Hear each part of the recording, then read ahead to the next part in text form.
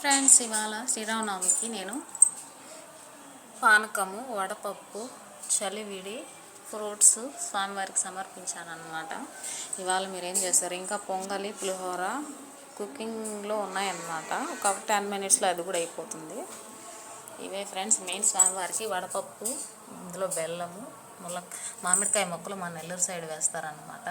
కొంతమంది స్పైసీకి పచ్చిమిర్చి కూడా కట్ చేసి వేస్తారు, నేను వేయను. బెల్లం ముక్క, మామిడికాయ, వడపప్పు పెట్టేశాను. చలివిడి, మ్యాంగోస్ అనమాట. ఫస్ట్ టైం ఈ సీజన్ ఫస్ట్ టైం కొన్నాయి కాబట్టి స్వామివారికి పెట్టాలని డిసైడ్ అయ్యా. అరటిపళ్ళు, సపోటా, మెయిన్ పానకము, అందులో తులసి ఆకు, చిన్నాకు వేస్తున్నా, కర్బూజా, పుచ్చకాయ. ఇంతే ఫ్రెండ్స్, ప్రాసెసింగ్లో ఉంది. పులిహోర, ఇంకా బెల్లం పొంగలి. ఇదే మా రామయ్య స్వామి, సీతమ్మ తల్లి పటము, అంటే పైన ఉంది. దట్స్ వై కొంచెం కింద సెట్ చేశాను అనమాట ప్రసాదాలు. ఇలా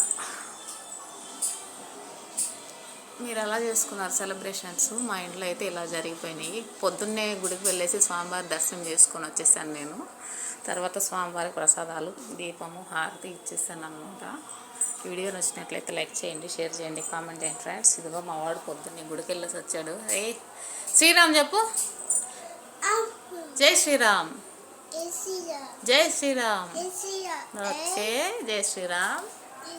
జై శ్రీరామ్. అందరికీ శ్రీరామనవమి శుభాకాంక్షలు ఫ్రెండ్స్. ఈ ఫెస్టివల్ మీరు అందరూ మంచిగా జరుపుకోవాలని కోరుకుంటున్నాను. బాయ్.